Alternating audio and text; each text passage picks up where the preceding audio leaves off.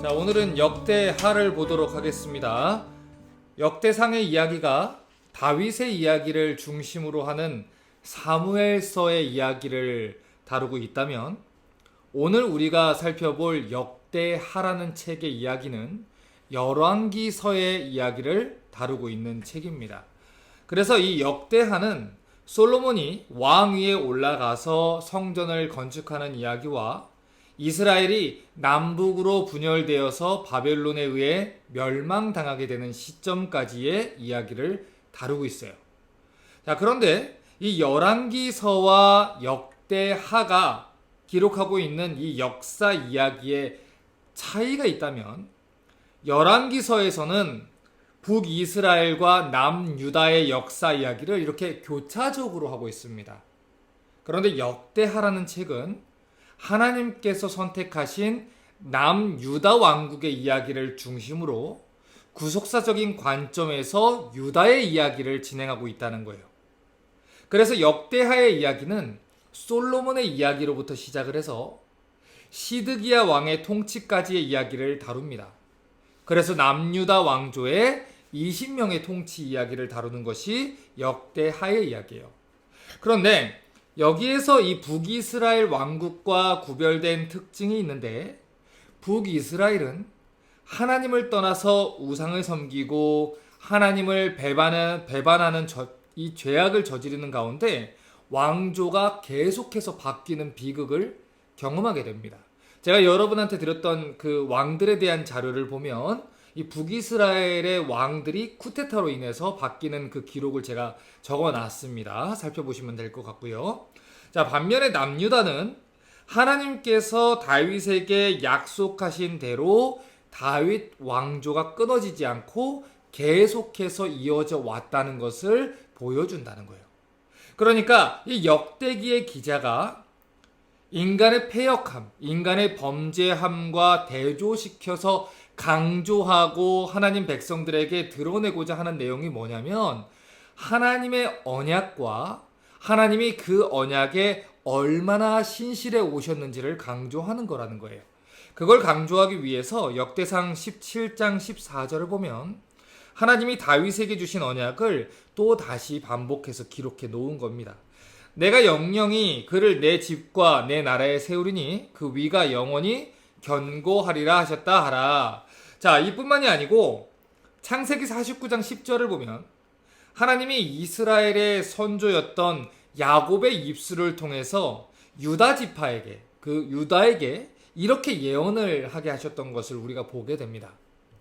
홀이 유다를 떠나지 아니하며 치리자의 지팡이가 그 발 사이에서 떠나지 아니하시기를 실로가 오시기까지 미치리니 그에게 모든 백성이 복종하리로다. 자, 그러니까 이미 창세기에서부터 하나님이 약속하셨던 것처럼 예수 그리스도께서는 유다 지파의 사자로 오신다는 거예요. 다윗의 후손으로 오신다는 것이죠. 참 성전의 실체이신 예수님이 다윗의 뿌리에서 오도록 하기 위해서 하나님은 창세기부터 그의 백성에게 주셨던 언약을 지금까지도, 심지어 바벨론 포로 기간이 끝나는 그 시점까지도 이어 오셨다는 것입니다. 그러니까 이 언약이 계속해서 이어져 왔다는 것에는 인간 쪽에서의 어떤 선한 것이 있는 게 아니라는 거예요. 인간은 계속해서 하나님과의 언약을 깨뜨리고 그 언약에 신실하지 않았지만, 하나님이 강권적으로 그 언약을 이어나가시고 신실하게 그 언약을 지켜주셨기 때문에 이 언약이 이어져 나갈 수 있었다는 것을 이야기를 하는 것입니다. 자, 지난주에도 이야기했듯이 이 역대기의 중심 주제는 족보, 다윗왕, 성전, 이 세 가지라고 제가 말씀을 드렸었습니다. 그 중에서도 특별히 역대기는 성전을 중심으로 이야기를 진행을 해요. 그러면 왜 이 성전이라는 것이 그들에게 그토록 중요한 걸까요? 역대하 6장 20절과 21절을 보면 이런 기록이 있어요.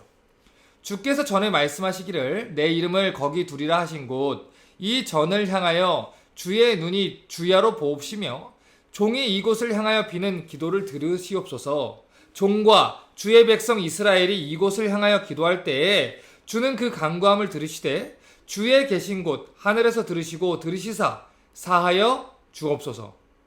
자, 이건 솔로몬의 지금 기도인데 솔로몬이 지금 어디에 하나님이 계시다고 하는지를 보세요. 주의 계신 곳 하늘에서 들으시고 라고 기도를 했습니다. 그러니까 비록 솔로몬이 성전을 짓고 있기는 한데 그 성전이 여호와 하나님께서 당신의 이름을 두시겠다고 한 곳이 맞기는 하지만 솔로몬도 하나님이 성전에 갇히시는 분이 아니라는 걸 알고 있다는 것입니다. 하나님은 하늘에 계신 분이라는 거죠. 여기에서 말하는 하늘이라는 이 공간은 단지 물리적인 장소로서 하늘을 말하는 게 아닙니다. 땅, 그리고 모든 피조물과 구별되는 영이신 하나님이 계시는 그곳을 이야기하는 거죠. 다시 말해서 이 열왕기상에서 솔로몬이 기도했던 것처럼 하나님은 하늘에 또 하늘이라도 가두지 못하는 크신 분이라는 거예요. 그 하나님께 기도를 들어달라고 부탁을 하고 있는 것이죠. 자, 그러면 성전의 기능은 뭡니까? 성전이라는 것은 상징적인 거예요. 하늘에 계신 하나님과 땅에 있는 하나님의 백성들이 만날 수 있도록 하나님이 해주신 만남의 장소고 중보의 역할을 하는 상징적인 역할을 하는 장소입니다. 여러분, 성전에서 백성들이 무엇을 하죠? 제사를 드려요. 하나님 앞에 나와서 하나님께 죄를 고백을 하고 자기의 죄를 희생제물에게 전가를 한 뒤에 번제단에서 자신의 죄를 대신해서 그 희생제물을 올려드립니다.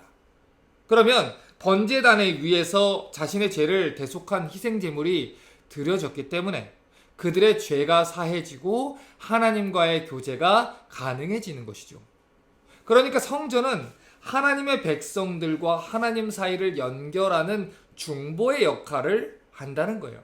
자, 그런데 지난 시간에 제가 역대상을 다루면서 성전이 결국에 상징하는 것이 무엇이라 이야기를 제가 했죠. 예수 그리스도를 상징한다고 이야기했어요.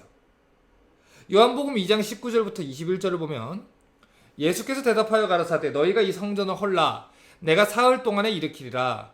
유대인들이 가로되 이 성전은 46년 동안에 지었거늘 내가 3일 동안에 일으키겠느냐 하더라. 그러나 예수는 성전된 자기 육체를 가리켜 말씀하신 것이라. 자, 이렇게 말합니다. 자, 그러니까 성경은 말하기를 이 예수님이 우리와 하나님 사이의 중보가 되신다. 그 성전의 역할을 감당하시는 거고 결국 성전이라는 것이 예수 그리스도를 상징하는 것이다. 이렇게 얘기를 한다는 거예요. 그래서 디모데전서 2장 5절이 이렇게 말한 겁니다. 하나님은 한 분이시요 또 하나님과 사람 사이의 중보도 한 분이시니 곧 사람이신 그리스도 예수라. 성전이 하나님과 하나님 백성들 사이의 중보의 역할을 감당했던 것처럼 우리의 진정한 성전이신 예수 그리스도께서 하나님과 우리 사이에 다리를 놓으시는 중보자가 된다는 거예요. 요한복음 1장 29절을 보면 이튿날 요한이 예수께서 자기에게 나아오심을 보고 가로되 보라 세상 죄를 지고 가는 하나님의 어린 양이로다 이렇게 말했습니다. 자, 지금 세례 요한이 예수님을 가리켜서 어떤 존재라고 이야기했는지 보세요. 예수님이 우리 죄를 지고 가시는 하나님의 어린 양이다 이렇게 얘기했어요. 그 옛날 모리아 땅에서 아들 이삭의 죄를 대신해서 아들을 대신해서 죽임을 당한 그 어린 양이 바로 예수 그리스도를 가리키는 거였고 우리의 죄를 대신해서 십자가라는 제단 위에서 피 흘리신 예수가 우리를 대신하여 바쳐진 희생 제물이라는 것입니다. 결국 예수께서 그 모든 것들을 예표하고 있었던 그 궁극적인 그 결과였다는 것이죠. 자, 히브리서 4장 14절은 또 이렇게 말해요. 그러므로 우리에게 큰 대제사장이 있으니 승천하신 자 곧 하나님 아들 예수시라. 우리가 믿는 도리를 굳게 잡을지어다. 하나님의 성전에서 제사를 집례하고 백성들의 죄의 문제를 해결했던 제사장들이 있었던 것은 결국에는 하나님 앞에서 우리의 죄를 해결하기 위함입니다. 하나님과 죄인들 사이의 중보가 되어주시는 그 대제사장이신 예수 그리스도를 상징적으로 보여준 것이 바로 제사장들의 역할이라는 것이죠. 그러니까 하나님이 성전을 주셨다는 것, 그것은 성전 건물만을 주신 게 얘기하는 게 아니에요. 그 안에 제물을 드릴 수 있도록 번제단도 주셔서 그곳에서 속죄가 가능하게 하신 것이고 그 제사를 집례할 대제사장 또한 주셨다는 것을 말하는 겁니다. 그 모든 것들은 우리의 성전이자 우리의 번제단이자 우리의 대속제물이자 우리의 대제사장이 되시는 예수 그리스도를 모두 다 가리키고 있었다는 것이죠. 자, 그런데 우리가 열왕기서에서 배웠던 열 왕들의 역사는 어땠죠? 그들은 하나님 말씀에 순종했나요? 아니에요. 순종하지 않았어요. 하나님은 그들에게 신실했는데 그들은 하나님께 신실하지 않았어요. 그것이 바로 인간들에게 들어오게 된 죄의 영향이었고 마귀의 관계였습니다. 창세기부터 계시록까지 마귀는 굉장히 부지런해요. 끊임없이 하나님 백성들을 하나님 손에서 떨어뜨려 놓으려고 애를 쓰죠. 하나님을 배반하게 하고 구속의 언약을 떠나게 하기 위해서 애를 쓰죠. 그런데 창세기부터 계시록까지 내용을 다 살펴보면, 특별히 구역의 말씀을 살펴보면 하나님의 백성들은 단 한 번도 하나님 언약에서 떨어진 적이 없습니다. 어째서 그렇죠? 그들이 신실해서입니까? 그들이 스스로 하나님께 돌이켜서인가요? 아니에요. 성경은 절대로 그렇게 얘기하지 않아요. 성경은 하나님께서 주신 언약을 하나님이 신실하게 지켜오셨기 때문에, 하나님이 당신의 언약을 지키시는 여호와 하나님이시기 때문에, 하나님의 사랑과 하나님의 자비와 하나님의 은혜가 무궁하시기 때문에 그들의 역사가 끝이 나지 않았다라고 이야기를 합니다. 마귀는 이 사람들을 범죄하게 하고 바벨론에 의해서 성전이 파괴되게 되면, 그래서 포로로 그들이 끌려가게 되면 그것으로 끝이 날 것이다 이렇게 생각했어요. 그들이 범죄하게 해서 하나님과의 관계가 틀어지게 되면 그것으로 하나님과의 관계가 끝날 거라 생각했죠. 하지만 하나님 백성들을 향한 하나님의 사랑이 그 어떤 마귀의 간교나 계획보다 크셨다는 거예요. 비록 하나님 백성들이 여호와 하나님 앞에서 입에 담을 수 없는 범죄를 저질렀지만, 그들이 하나님 앞에서 한결같이 패역한 백성이었지만, 그럼에도 불구하고 하나님은 이스라엘을 사랑하셨다는 것이죠. 그래서 이사야 41장의 말씀대로 내가 너를 실어버리지 아니하였다 하는 거예요. 너 야곱아, 너 이스라엘아, 내가 너를 실어버리지 아니하였다. 비록 너는 나에게 범죄했어도, 그래서 바벨론으로 내가 너를 넘겨야 했을지라도 나는 너에게 준 언약을 파기하지 않았다. 너를 향한 내 사랑은 끝난 것이 아니다. 그 언약을 신실하게 지켜오셨다는 거예요. 이런 하나님의 사랑에 대해서 이사야 42장 3절이 이렇게 말하는 겁니다. 상한 갈대를 꺾지 아니하며 꺼져가는 등불을 끄지 아니하고 진리로 공의를 베풀 것이며. 이스라엘의 역사는 상한 갈대와도 같았어요. 특별히 바벨론에 의해서 나라가 멸망했던 그 순간에는 살짝만 힘을 줘도 부러져 버릴 것 같은 그런 연약한 상태입니다. 그들은 지금 이 말씀대로 꺼져가는 등불 같았어요. 살짝만 누가 입김을 불어도 사라져 버릴 것 같은, 풍전등화화도 같은 운명 속에 놓였습니다. 그런데 그들을 하나님이 권고하셨다는 거예요. 출애굽기 2장에서 하나님이 이스라엘 백성들을 권고하시고 돌아보시고 살피시고 그들에게 주신 언약을 기억하셨던 것처럼, 하나님이 그들에게 주셨던 언약을 기억하시고 그들을 꺾지도 않으시고 그들을 끄지도 않으시고 그들을 돌아보셨다는 것입니다. 그래서 이사야 1장 8절과 9절은 그 하나님의 신실하신 언약에 대해서 이렇게 말합니다. 딸 시온은 포도원의 망대같이 원두밭의 상징막같이 에워싸인 성읍같이 겨우 남았도다. 자, 그들이 어떻게 남을 수 있었습니까?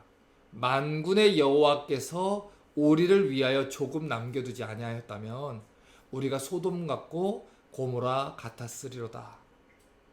그들이 남아있을 수 있었던 이유, 그것은 그들이 선해서가 아닙니다.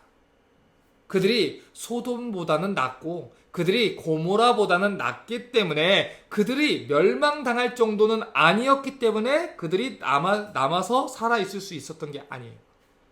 이유가 무엇입니까? 하나님이, 만군의 여호와가 그들을 살려주셨다는 거예요. 그들에게 자비를 남겨주셨다는 거예요.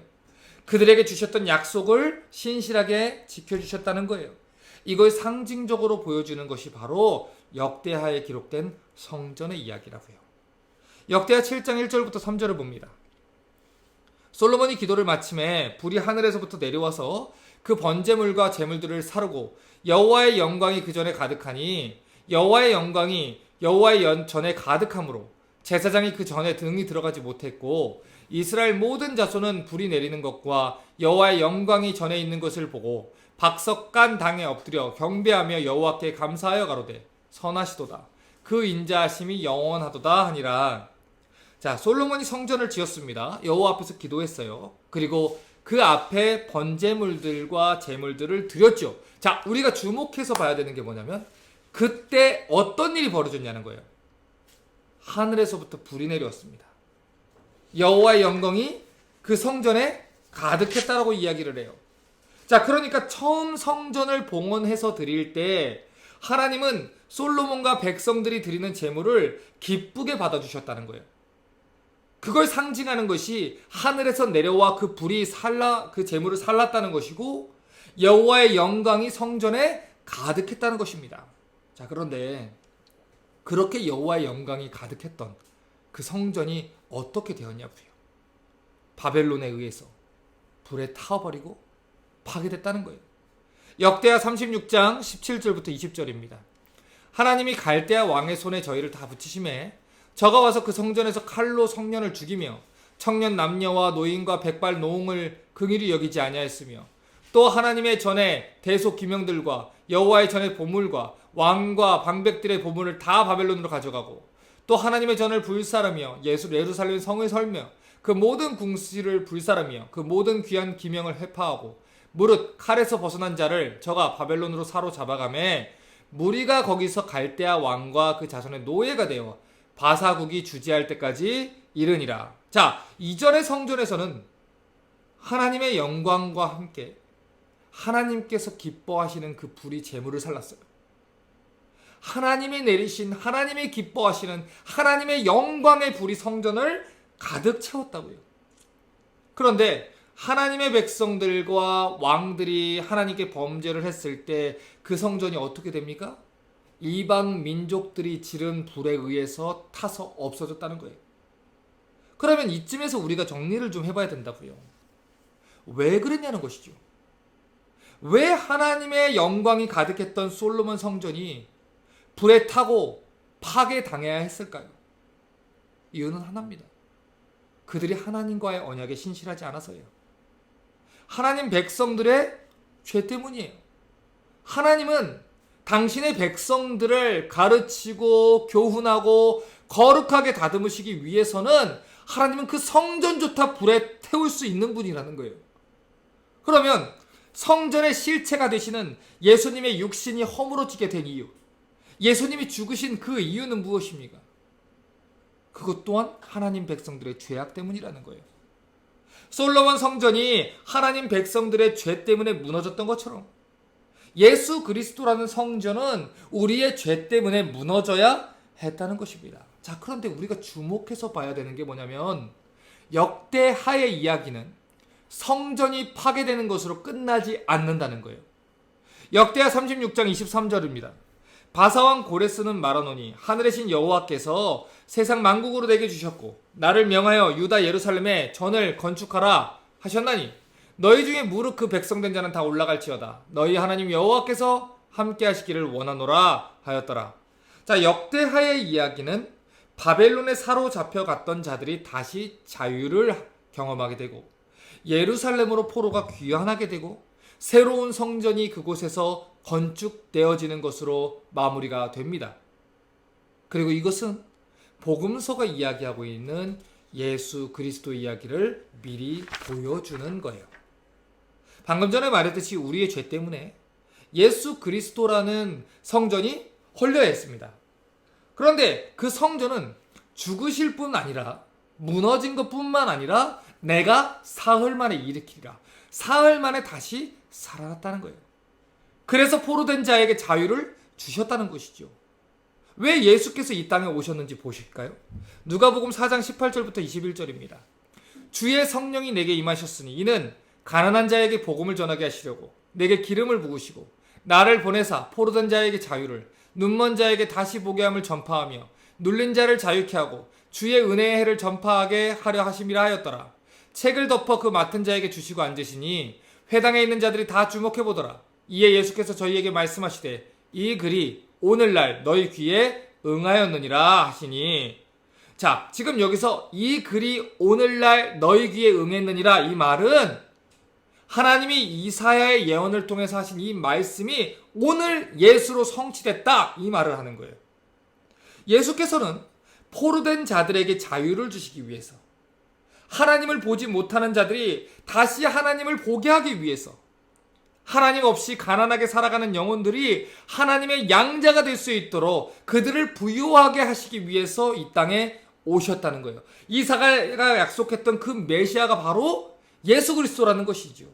그러니까 역대하의 이야기도 바로 그 일을 미리 예견을 하고 있다는 거예요.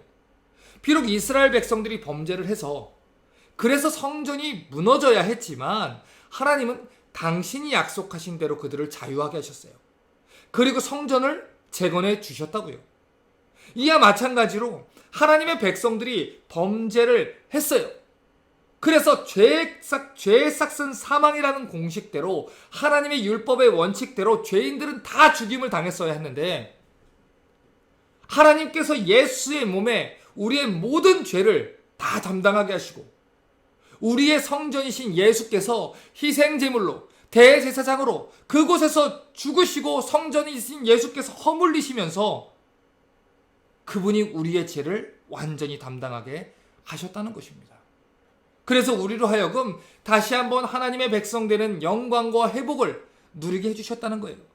그래서 학개 선지자가 두 번째 성전을 재건하려고 하는 백성들에게 학개 2장 9절을 통해서 이렇게 이야기를 한 것입니다. 이전에 나중 영광이 이전 영광보다 크리라. 만군의 여호와의 말이니라. 내가 이곳에 평강을 주리라. 만군의 여호와의 말이니라. 자, 그러면 우리의 성전 되신 예수 그리스도로 인해서 우리에게는 어떤 일이 벌어졌죠? 에베소서 2장 21절과 22절입니다. 너희는 사도들과 선지자들의 터 위에 세우심을 입은 자라. 그리스도 예수께서 친히 모퉁이 돌이 됐느니라. 그의 안에서 건물마다 서로 연결하여 주 안에서 성전이 되어가고 너희도 성령 안에서 하나님의 거하실 처소가 되기 위해 예수 안에서 함께 지어져 가느니라. 우리의 성전 되신 예수께서 우리의 모퉁이 돌이 된다는 거예요. 우리가 예수 안에서 함께 하나님의 성전으로 지어져 가도록 기초석이 되어주신다는 것이죠. 그런데 그 일이 어떻게 가능하게 되었냐고요. 하나님이 이스라엘의 남은 자들을 다시 예루살렘으로 돌아오게 하신 것은 그들이 하나님 앞에 신실했기 때문이 아니라고 했습니다. 오로지 그 이유는 하나님이 그들을 회복시키겠다고 약속하셨고 하나님이 그들을 다시 세우겠다고 했던 그 언약을 신실하게 지켜주셨기 때문이라는 거예요. 그러니까 예수라는 것은, 예수라는 그리스도는 결국에 하나님 약속의 궁극적인 성취라는 것이고, 우리가 그 안에서 성전으로 함께 지어져 간다는 것은 하나님이 구약의 언약을 신실하게 지켜주셨다는 것입니다. 그것을 가장 분명하게 보여주는 게 역대하 마지막 장의 기록이라고요. 역대하 36장을 보면 남유다 왕국이 애국과 바벨론에 의해서 수치와 멸시를 당하다가 결국에는 바벨론에 의해서 심판당하는 내용이 기록되어 있습니다. 그래서 예루살렘은 멸망하게 된 거예요. 성전이 불에 타버리고 만 거죠. 살아남은 자들도 바벨론으로 다 끌려가게 된 거예요. 그러면 하나님 백성들이 이렇게 이방 민족의 포로로 끌려가게 된 이유가 뭐라고요? 하나님이 그들을 바벨론의 신에서 건질 힘이 없어서요? 아니에요. 그게 아니라는 건 우리가 열왕기상을 다룰 때 이미 얘기를 하지 않았습니까? 하나님 백성들이 이방 민족의 포로로 끌려간 것은 신명기 언약대로예요. 그들이 하나님과의 언약을 버리고 우상을 숭배한 패역한 백성이 때문이에요. 그래서 하나님이 당신의 선지자들을 통해서 약속하신 대로, 경고하신 대로, 특별히 예레미야 선지자를 통해서 말씀하신 대로 이스라엘이 멸망하게 된 것입니다. 그런데 우리가 주목해서 봐야 되는 건 뭐냐면 하나님이 예레미야 선지자를 통해서 주신 말씀은 멸망할 것이다 라는 심판의 메시지만 있는 게 아니라는 거예요. 예레미야 29장 10절을 보세요. 나 여호와가 이같이 말하노라. 바벨론에서 70년이 차면 내가 너희를 권고하고 나의 선한 말을 너희에게 실행하여 너희를 이곳으로 돌아오게 하리라. 자, 이처럼 하나님은 70년의 시간이 지나면 하나님이 약속했던 그 징계의 시간이 끝나면 하나님 백성들로 다시 약속의 땅으로 돌아오게 하겠다는 그 약속을 주셨다는 거예요. 그러므로 그들이 다시 예루살렘으로 와서 성전을 다시 재건하게 될 수 있었던 이유가 어디 있습니까? 하나님이 신실하신 분이기 때문에, 하나님이 약속을 지켰기 때문에 그 일이 벌어졌다는 거예요. 그래서 우리가 역사서를 보면서, 특별히 그 중에서도 역대하를 보면서 특별히 주목해야 하는 것은 우리가 하나님 마음을 제대로 알아야 한다는 것이죠. 하나님이 우리를 멸망시키기 위해서 바벨론에 넘겨준 것도 아니고, 화풀이 하려고 우리를 심판하신 것도 아니고, 하나님이 우리를 잊어버려서 그들을 70년 동안 넘긴 것도 아니고, 하나님이 사랑이 없어서 우리를 고난 중에 내버려 두신 것도 아니라는 거예요. 이사야 59장 1절부터 3절은 말합니다. 여호와의 손이 짧아 구원치 못하심도 아니고 귀가 둔하여 듣지 못하심도 아니라 오직 너희 죄악이 너희와 너희 하나님 사이를 내었고 너희 죄가 그 얼굴을 가리워서 너희를 듣지 않으시게 함이니 이는 너희 손이 피해 너희 손가락이 죄악에 더러웠으며 너희 입술은 거짓을 말하며 너희 혀는 악독을 바람이라. 우리가 죄에 팔린 것은 하나님 잘못이 아닙니다. 우리가 사망 선고를 받은 건 하나님 잘못이 아니에요. 그것은 우리 각자가 저지른 죄 때문입니다. 제가 로마서 강해 때 말씀드리지 않았습니까? 우리는 아담의 죄 때문에 심판받는 게 아닙니다. 우리는 각자의 죄 때문에 심판을 받는 것입니다. 우리의 입과 손과 말과 행동이 하나님을 대적하는 죄를 범했기 때문에 여호와께서 우리의 소리를 듣지 않으시는 것이고, 그래서 이스라엘이 바벨론의 포로로 끌려가야 했던 것입니다. 이스라엘 백성들이, 하나님 백성들이 하나님한테 했던 것은 언제나 그런 패역한 일이었다는 것이죠. 그런데 하나님은 우리에게 어떻게 하셨나요? 이것을 이해하기 위해서 우리가 지난 창세기부터 살펴봤던 성경의 큰 구조들을 살펴볼 필요가 있어요. 성경을 보면은 처음 아담과 하와가 하나님 앞에 범죄했을 때 하나님이 주신 것이 징계나 벌이나 심판이 아니라 복음이 먼저였다는 것을 보게 됩니다. 이게 중요한 거라고요. 하나님은 아담이 범죄했을 때 그를 회복시킬 거라는 복음의 약속을 먼저 주셨습니다. 창세기 3장 15절을 보면 내가 너로 여자와 원수가 되게 하고 너의 후손도 여자의 후손과 원수가 되게 하리니 여자의 후손은 내 머리를 상하게 할 것이요 너는 그의 발꿈치를 상하게 할 것이니라. 자, 지금 우리가 읽은 구절이 바로 성경에 기록된 첫 번째 복음이에요. 여자의 후손으로 오실 예수 그리스도께서 죄의 세력을 깨뜨리시고 우리를 사망에서 구원할 것을 알리신 것, 그것이 원시복음, 첫 번째 복음입니다. 그러니까 하나님이 인간이 최초로 범죄했을 때 주신 것은 율법이 아니라는 거예요. 복음이라는 거예요. 형벌이 먼저가 아니에요. 그들을 살리겠다는 복음을 먼저 주셨다는 거예요. 이 하나님의 마음을 우리가 알아야 한다고요. 아담아, 내가 어디 있느냐? 라고 하는 것은 하나님이 아담을 때리려고 벼르고 있는 게 아닙니다. 너 어디 있냐? 찾으면 가만 안 둔다. 이게 못 봐서 그러는 게 아니라고요. 하나님이 아담아 네가 어디 있느냐? 라고 하는 것은 네가 어쩌다 그런 상태에 처했느냐? 왜 내 말을 안 듣고 죄를 범했느냐? 라고 하는 하나님의 그 가슴 아픈 절규가 있는 표현이라는 것이죠. 아브라함의 이야기도 한번 살펴보세요. 하나님은 모세를 통해서 율법을 주시기 전에 이미 아브라함에게 메시아에 대한 언약을 주셨습니다. 이게 중요한 거예요. 갈라디아서 3장 8절과 9절을 보면 아주 중요한 말씀이 있어요. 또 하나님이 이방을 믿음으로 말미암아 의로 정하실 것을 성경이 미리 알고 먼저 아브라함에게 복음을 전하되, 자, 아브라함에게 율법을 전했대요? 복음을 전했대요? 복음을 전했다고 얘기하고 있어요. 모든 이방이 너를 인하여 복을 받으리라 했으니 그러므로 믿음으로 말미암는 자는 믿음이 있는 아브라함과 함께 복을 받느니라. 성경은 분명히 하나님이 그의 후손으로 오실 예수 그리스도에 대해서 아브라함에게 알리셨다고 말해요. 분명히 그것은 그 당시 아브라함에게 명확하게 드러나지는 않았을 거예요. 우리가 지금 주의 얼굴을 볼 때 거울로 보는 것처럼 희미하나 그날에는, 주님 다시 만나는 그날에는 대면하는 것처럼 볼 거다라고 바울이 얘기했던 것처럼 아브라함 또한 희미하게 메시아에 대한 약속을 보았습니다. 어렴풋이 그때는 그려졌을 수도 있겠지만 분명히 하나님은 장차 오실 그리스도에 대해서, 메시아에 대해서 복음을 알리셨다는 거예요. 이것을 가리켜 성경은 하나님이 아브라함에게 복음을 전해주셨다라고 이야기를 한다고요. 그리고 나서 그 이후에 율법이 온 거예요. 또 그리고 나서 그 이후에 인간이 범죄한 역사서의 이야기들이 기록되어 있는 거라고요.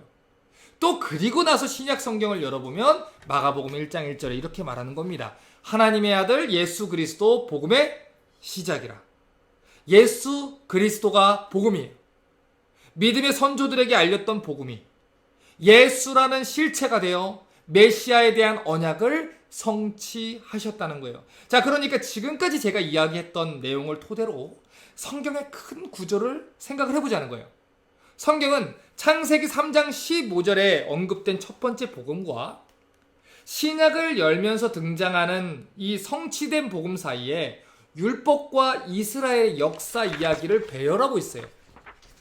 그러면 율법과 역사서의 이야기를 지금 우리에게 주시는 이유가 뭡니까? 이것을 이해하기 위해서 우리는 왜 하나님이 우리에게 율법을 주셨는지 이유를 깨달아야 돼요. 로마서 3장 20절을 봅니다. 그러므로 율법의 행위로 그 앞에 의롭다 하심을 얻을 육체가 없나니 율법으로는 죄를 깨달음이라. 율법은 지켜서 의롭다 함을 받으라고 준 게 아니라 했습니다. 율법을 통해서 내가 얼마나 악한 존재인지, 얼마나 하나님 앞에서 불가능한 존재를 깨달아서 그리스도가 아니면 나는 안 되는구나. 그걸 알고 하나님의 은혜 앞으로 나오게 하는 몽학 선생의 역할을 한다.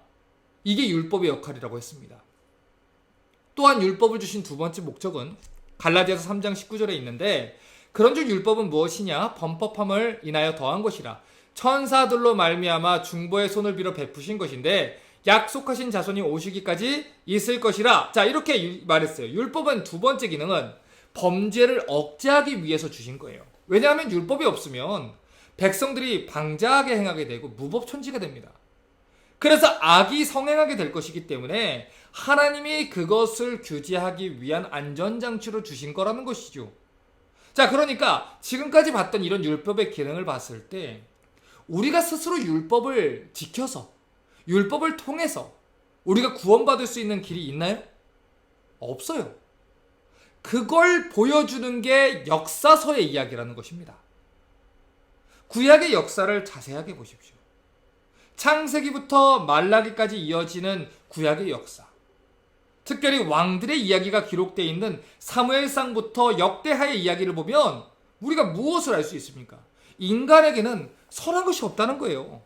그러니까 모세의 이야기도 아브라함의 이야기도 왕들의 이야기도 결국엔 뭘 얘기하는 거냐면 인간 스스로 하나님 법을 지킬 수도 없고 인간 스스로 구원을 받을 수도 없다. 그러니 우리에겐 구원자가 필요하다. 이 이야기를 하는 거라고요.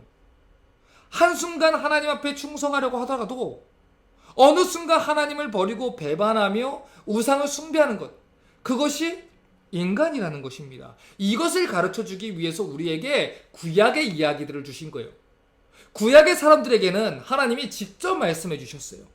선지자들을 통해서 직접 알리시고 율법의 비문들을 통해서 직접 보여주셨어요. 그것은 그들대로 또 유익을 하나님이 주신 거고 하나님을 알리신 것이죠. 우리는 이 신약시대에 살아가는 우리는 그 복음의 메시지가 완성된 것을 구약과 신약을 보면서 알 수 있는 혜택을 입었습니다. 그러니 우리가 역사서의 이야기를 보면서 뭘 알아야 됩니까? 아, 저렇게 하면 안 되는구나. 이걸 배워야 하는 거예요. 스스로 본인이 의롭다 함을 받을 수 있는 존재가 없구나. 이걸 배워야 한다고요. 예를 들어서 전기 코드를 만지면 죽는다. 다칠 수 있다. 크게 다칠 수 있다. 라고 한다면 그 예를 보고서 아, 위험하구나 알아야 되는 건데 정말 다 그런 걸까? 어떤 사람은 예외가 아닐까? 다윗은 살지 않을까? 모세는 살지 않을까? 그러면서 그 사람들한테 다 전기 코드를 꼽아볼 필요는 없다는 거죠. 우리는 그거를 보면서 배워야 된다는 거예요. 배워야 된다고요. 인간에게는 선한 것이 없다. 누구도, 그 누구도, 어떤 왕도 스스로 율법을 지켜서 구원받을 수 없다. 한순간 하나님 앞에서 충성하려 하다가도 어느 순간 하나님을 버리고 배반하고 우상을 섬기는 게 인간이다. 그래서 구약의 역사는 심판과 멸망으로 끝이 나요. 마치 소망이 다 사라지는 것처럼, 성전이 불타 없어지는 것처럼 그렇게 끝이 납니다. 그런데 신약으로 넘어가니까 어떤 일이 벌어집니까? 갈라디아서 4장 3절에서 6절에 이와 같이 우리도 어렸을 때 이 세상 초등학문 아래 있어서 종노릇했더니 때가 참에 하나님이 그 아들을 보내사 여자에게서 나게 하시고 율법 아래 나게 하신 것은 율법 아래 있는 자들을 속량하시고 우리로 아들의 명분을 얻게 하려 하심이라. 너희가 아들인 고로 하나님이 그 아들의 영을 우리 마음 가운데 보내사 아바 아버지라 부르게 했느니라. 하나님이 예레미야 선지자를 통해서 70년이 지나면 이스라엘 백성들을 바벨론으로부터 놓이겠다고 약속을 했습니다. 그것처럼 때가 참에 하나님이 약속하신 때가 되매 하나님께서 창세기 3장 15절에 약속했던 여자의 후손을 보내주셨다는 것이고 아브라함과 이삭과 야곱에게 약속했던 그 약속의 후손을 보내주셨다는 것이고 유다에게 약속했던 그 영원한 홀과 그 영원한 왕권을 가진 왕이 왔다는 것이고 다윗에게 약속했던 완전한 통치자 예수께서 그리스도로 이 땅에 오셨다는 것입니다. 그가 때가 참에 하나님이 약속하신 때가 되매 우리 죄를 대속하시고 우리를 죄와 사망의 권세에서 자유하게 하셔서 무너졌던 다윗의 장막을 다시 세워주셨다는 거예요. 그리하여 우리로 하여금 하나님의 양자가 되게 하셔서 하나님의 자녀의 명분을 얻게 해주시고 우리의 중보자, 보증이 되셔서 우리로 하여금 하나님을 아바, 아버지라 부르게 하셨다는 것입니다. 구약의 역사가 멸망의 이야기로 끝이 난다는 건 인간의 행위로는 구원의 가능성이 전혀 없다는 걸 말하는 거예요. 그런데 그런 사람들에게 여호와 하나님이 주신 약속이 뭐냐면 예레미야 29장 14절에 나 여호와가 말하노라 내가 너희에게 만나지겠고 너희를 포로된 중에서 다시 돌아오게 하되 내가 쫓아보냈던 열방과 모든 곳에서 모아 사로잡혀 떠나게 하던 본 곳으로 돌아오게 하리라. 여호와의 말이니라 하셨느니라. 여호와의 말이니라. 여호와는 약속을 지키신 하나님입니다. 여호와의 말이니라. 이 표현이 어떤 말이에요? 아빠가 약속했다. 이 얘기예요. 하나님이 약속했다는 거예요. 내가 반드시 너를 돌아오게 할 것이다.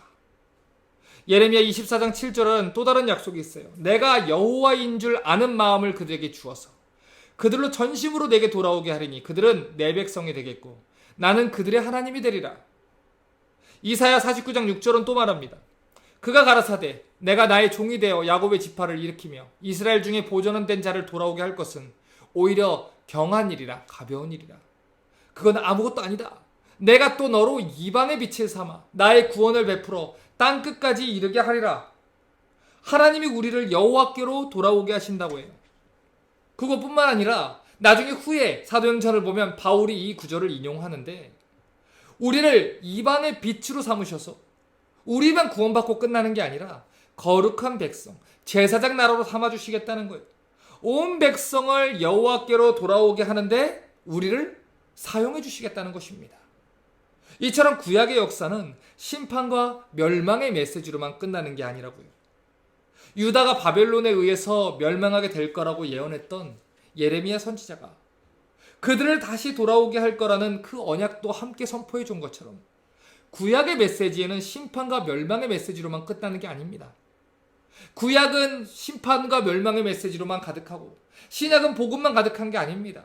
신약도 구약도 동일하게 심판의 메시지, 멸망의 메시지가 있지만 동일하게 내가 다시 돌아오게 할 것이다.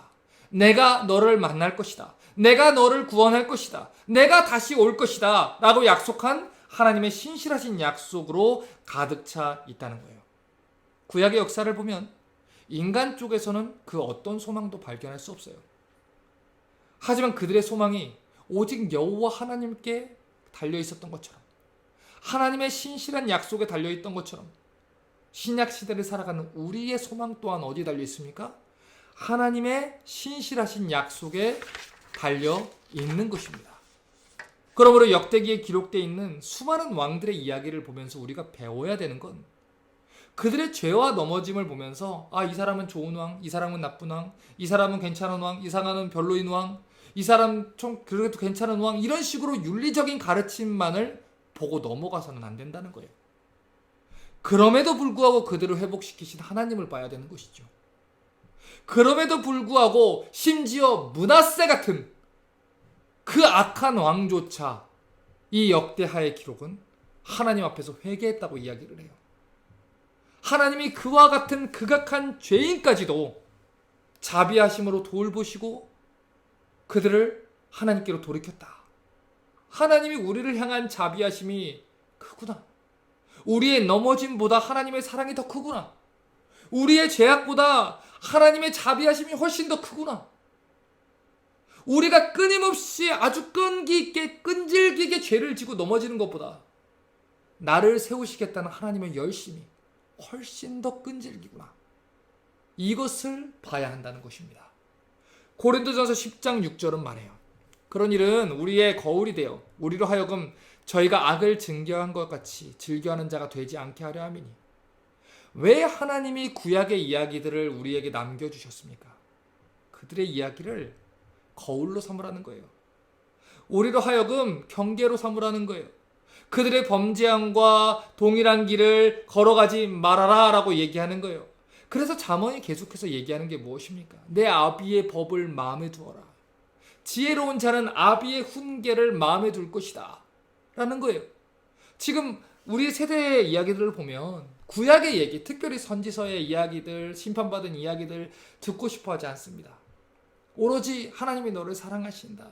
하나님이 너를 위로하신다. 하나님 너를 격려하신다. 하나님이 네 편이다. 이 얘기를 듣기를 원해요.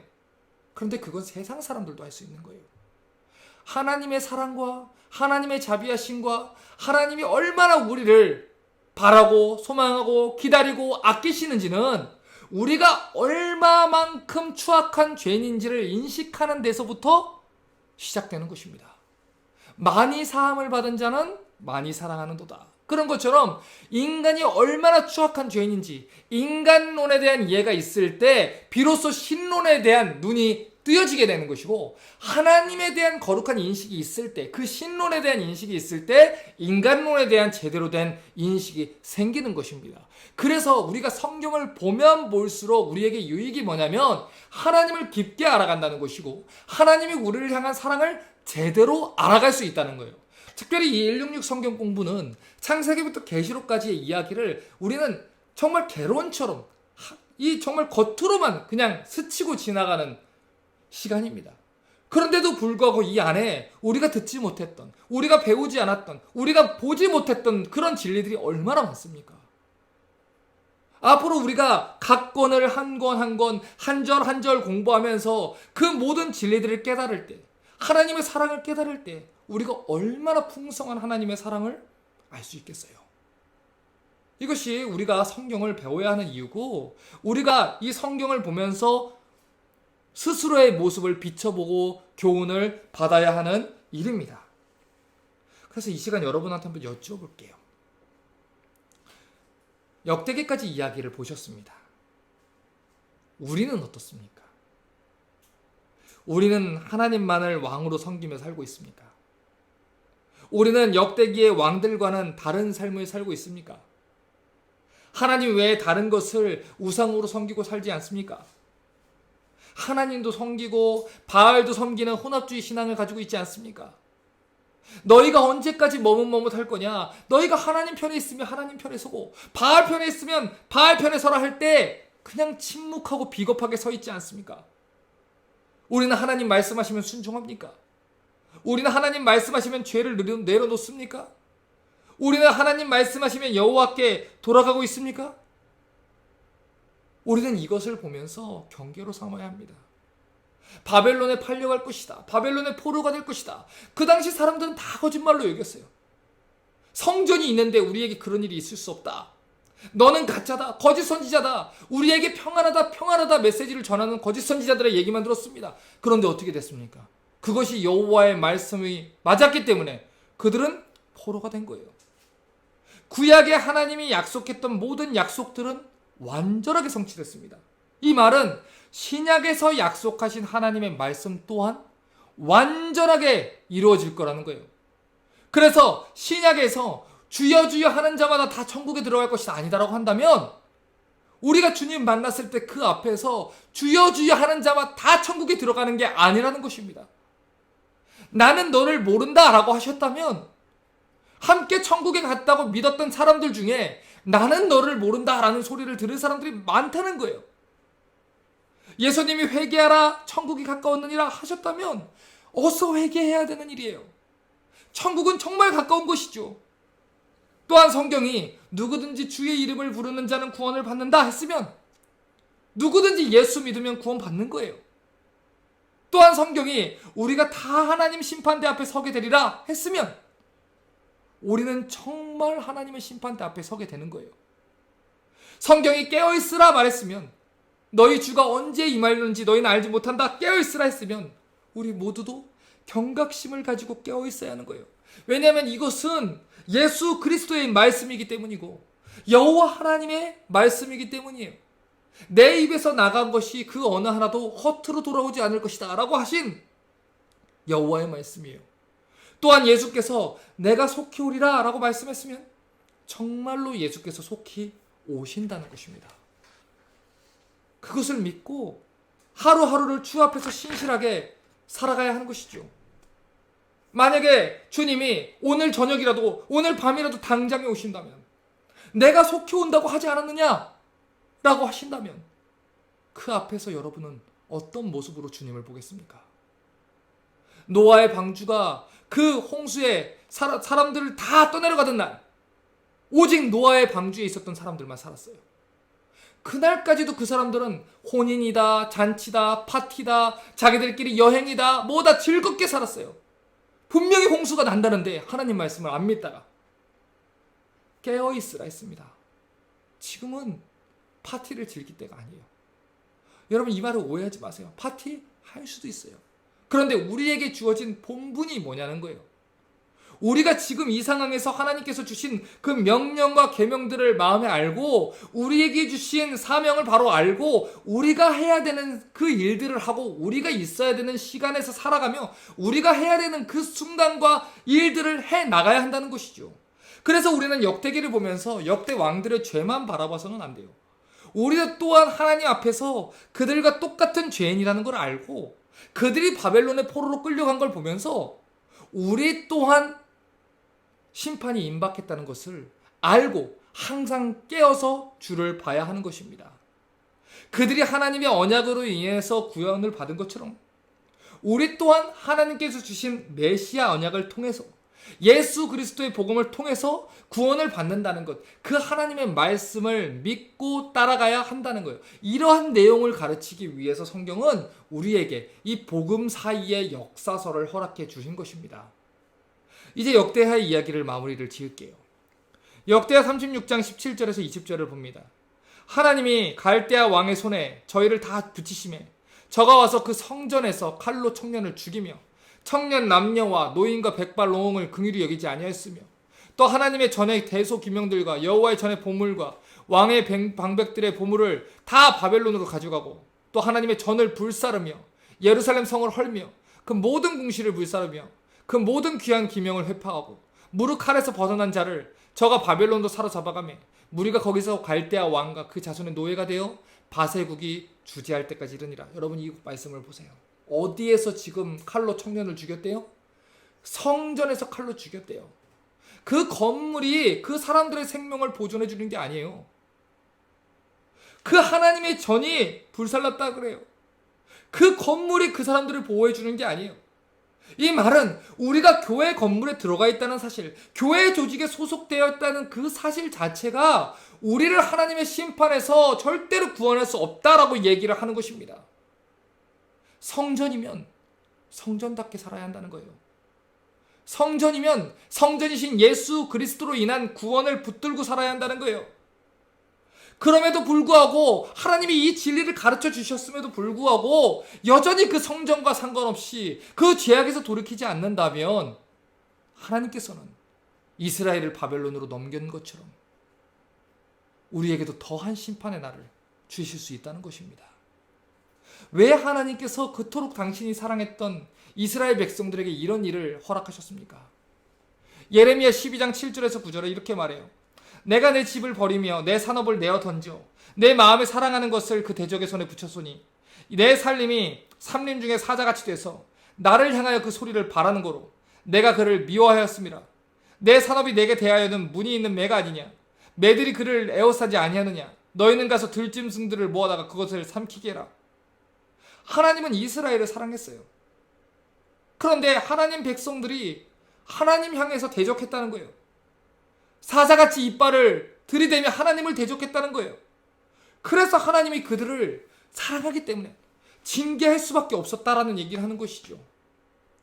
그래서 요한계시록 3장 19절은 그 하나님의 마음에 대해서 이렇게 얘기를 해요.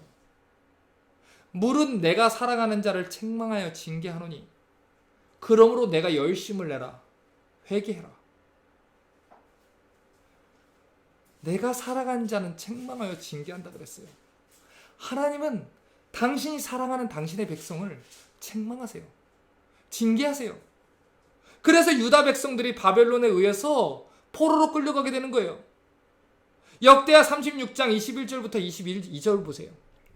이에 토지가 황무하여 안식년을 누림같이 안식하여 70년을 지냈으니 여호와께서 예레미야의 입으로 하신 말씀이 응했더라.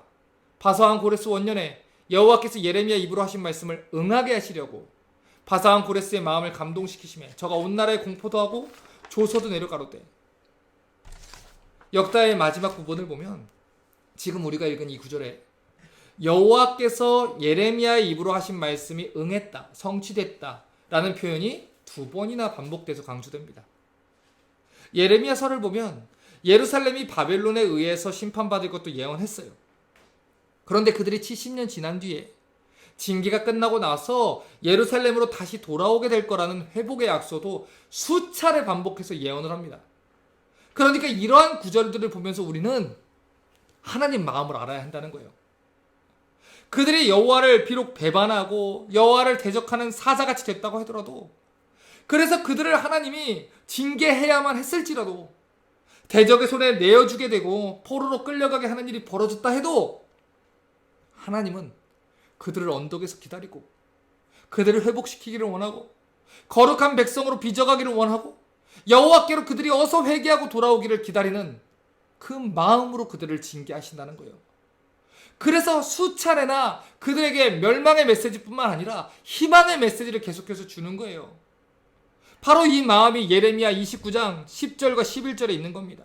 나 여호와가 이같이 말하노라. 바벨론에 70년이 차면 내가 너희를 권고하고 나의 선한 말을 너희에게 실행하여 너희를 이곳으로 돌아오게 하리라. 나 여호와가 말하노라. 너희를 행한 생각은 내가 안 하니 재앙이 아니라 평안이요 너희 장래에 소망을 주려 하는 생각이라. 마치 바벨론 포로로 가던 이스라엘 백성들한테 이렇게 하는 거예요. 경고를 주세요. 너 하지마. 그러면 안 돼. 하나, 둘 반에 반, 둘 반에 반에 반, 둘 반에 반에 반에 반. 하나님 계속 참으시는 거예요. 어떻게든 기회를 주시다가 이제는 더 이상 안 되겠어요. 하나님의 인내가 끊어지는 게 아니라 더 이상은 이스라엘 백성의 죄악을 더 지켜봐서는 안 된다고 생각하시기에 그들을 살리기에 징계를 하시는데, 징계를 할 때도 그냥 분노로 하시는 게 아니라 아빠가 너 사랑해서 하는 거야. 더 이상 가면 안 돼. 이 말을 계속해서 표현을 하시는 거예요. 아빠가 너 사랑해서 그래. 아빠가 너를 매를 대는 것은 너를 너무 사랑해서 하는 거야. 그리고 나서 그 매를 대시고 그 저녁에 찾아 들어가서 그 방에서 연고를 바르는 아버지처럼 그들을 돌보시고 그들을 생각하시는 거예요. 그 마음이 바로 예레미야 곳곳에 기록되어 있다고요. 예레미야 29장 10절과 11절에 이렇게 기록되어 있습니다. 나 여호와가 이같이 말하노라. 바벨론에 70년이 차면 내가 너희를 권고한다 그랬어요. 나의 선한 말을 너희에게 실행해서 돌아오게 한대요. 자, 중요한 건 이거예요. 너희를 향한 생각은 내가 하나니 재앙이 아니야 곧 평안이요 너희 장래에 소망을 주려 하는 생각이라. 자, 이 구절 많이 들어보셨죠? 많은 사람들이 이 구절을 11절만 똑 떼서 사용해요. 그래서 기도할 때든지 뭐 나눔을 할 때든지 이것만 똑 떼서 하나님이 나에게 평안을 주실 것이다, 소망을 주실 것이다, 그것을 믿고 싶을 때 이 구절만 똑 떼서 사용하는 것을 봅니다. 그런데 이 구절은 문맥이 있어요. 이스라엘 백성들이 범죄해서 바벨론의 포로로 넘겨지는 것이 확실하게 선언된 뒤에 그 심판의 목적과 이유를 밝히고자 하실 때 쓰신 말씀이 이거라는 거예요. 그러니까 아무 징계도 없이 그냥 내가 너를 위로하고 내가 너가 잘 될 거고 너 평안할 거고 너 긍정의 힘을 가지면 너는 그냥 다 잘 될 거고 이런 얘기를 하자는 게 아니라, 무조건적인 축복을 얘기한다는 게 아니라 심판에 대한 메시지가 있고 나서 하나님이 당신의 마음을 알리시기 위해서 하신 말씀이라는 것이죠. 그래서 우리가 알아야 되는 게 이거예요. 여러분, 하나님의 자녀가 된다는 것은 잘 들으셔야 돼요. 우리가 무슨 죄를 저질러도 하나님 자녀니까 그냥 눈 감고 없던 일로 해주겠다라는 게 아니에요. 오히려 하나님 자녀이기 때문에 거룩한 하나님의 백성답게 자라게 하기 위해서, 영화롭게 변화되는 그 단계까지 자라게 하기 위해서 하나님은 때때로 아수르와 바벨론과 같은 매를 드시기도 하는 거예요. 그렇게 해서라도 우리를 거룩하게 만들 수 있으면 하나님은 그렇게 하시는 거예요. 여러분, 에서와 야곱이 있어요. 하나님이 선택하신 자는 누구예요? 야곱이에요. 그럼 물어볼게요. 야곱은 하나님의 선택을 받았어요. 하나님의 복을 받았어요. 인간적으로 볼 때 야곱과 에서 중에 인생이 피곤한 인간은 누굽니까? 야곱이 훨씬 피곤해요. 야곱은요, 뭐 했다 하면 하나님이 가만두지 않아요. 하나님이 전담 마크에서 얘가 좀 사기꾼 같구나, 그럼 라반을 탁 붙여버리시고, 세겜 가서 이상한 짓 하는 것 같으면 원주민들이 일으키고, 하나님이 전담 마크에서 그를 징계하고 때리고 매를 드세요. 그렇게 해서라도 이스라엘로 만들어 가시는 거예요. 하나님은 당신의 자녀들에게 그렇게 하세요. 하나님의 관심은 이 땅에서 우리가 뭐 사업이 잘 되고 건강하게 오래오래 무병장수하고 하는 일보다 잘 되고 이런 데에 관심이 있는 거야. 아니에요. 하나님은 우리가 영화로운 하나님 백성 되는 것, 거기에 관심이 있어요. 하나님의 거룩한 백성, 제사장 나라, 거기에 관심이 있어요. 그래서 하나님은 어떻게 해서라도 우리를 하나님 자녀답게 살게 할 수 있다면, 우리를 거룩하게 만들 수 있으면 하나님은 그렇게 하실 분이에요. 그러므로 여러분을 향한 하나님의 지독한 열심을 바로 하셔야 돼요. 하나님은 지독하신 분이에요. 하나님은 당신의 자녀들에게 아주 지독하게 사랑하시는 분이에요. 그래서 하나님은 하나님 백성을 거룩하게 만들 수 있으면 그들을 바벨론에 넘기시기까지도 할 수 있는 분이 하나님이에요. 볼지어다 내가 문 밖에 서서 두드리노니, 이렇게 말씀하시죠.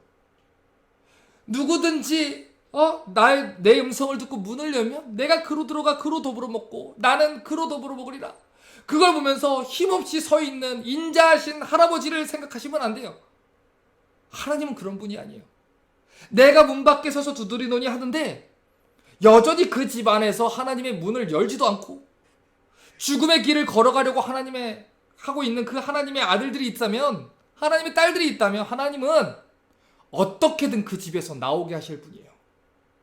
어떻게든 하나님은 그 집에 심지어 불을 질러서라도 우리를 바깥으로 뛰어나게 하실 분이세요. 내 자녀가 그 집에 있는데, 내 목소리를 듣는데 그 집에서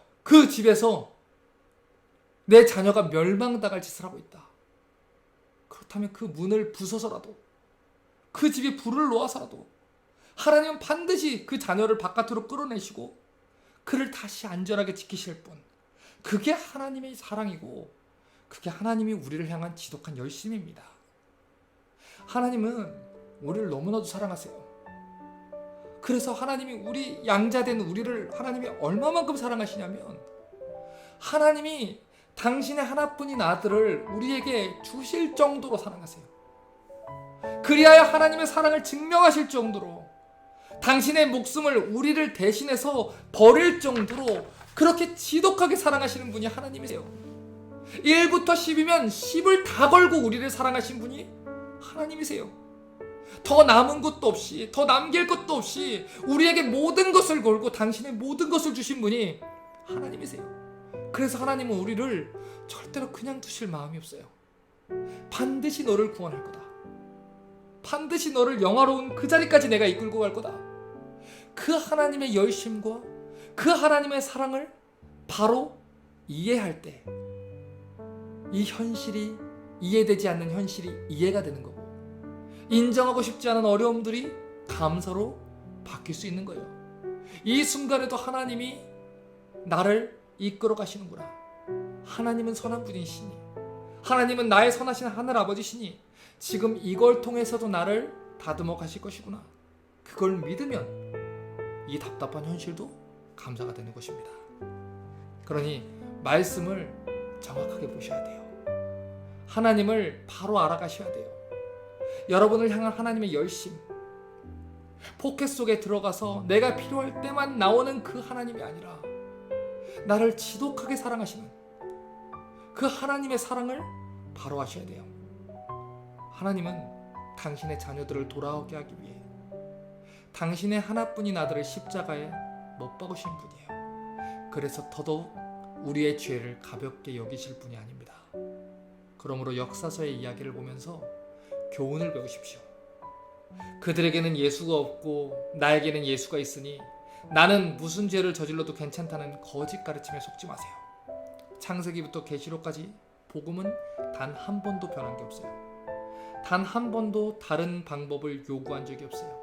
하나님은 어제나 오늘이나 내일도 영원하신 분이십니다. 그러므로 하나님의 그 사랑 안에서 오늘도 거룩하게 사실 수 있길 바랍니다. 예수의 사랑으로 구원받은 자답게 그렇게 사실 수 있기를, 그 하나님의 열심 때문에, 그 하나님의 사랑 때문에 우리를 거룩하게 하시는 그 성전 되신 예수 그리스도 때문에 결국에는 설득당하고 설복당해서 그 가운데 주의 뜻대로 살아가는 우리 모든 리스타 처치 성도들 되시기를 주님의 이름으로 축원합니다. 기도하겠습니다. 하나님, 당신의 생명 전부를 주어도 아깝지 않다 하시고